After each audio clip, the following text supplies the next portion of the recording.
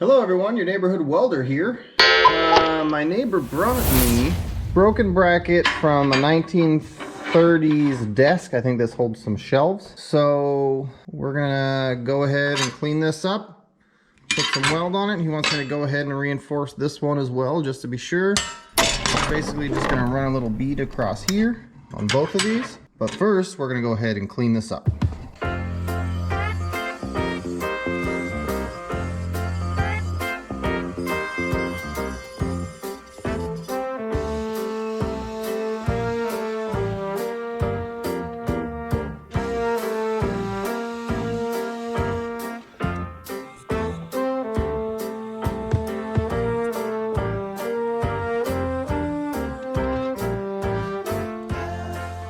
All right, we're done welding. I actually used stainless filler rod to help with the corrosion resistance, and we're just gonna slap a tiny bit of paint on it just to protect it.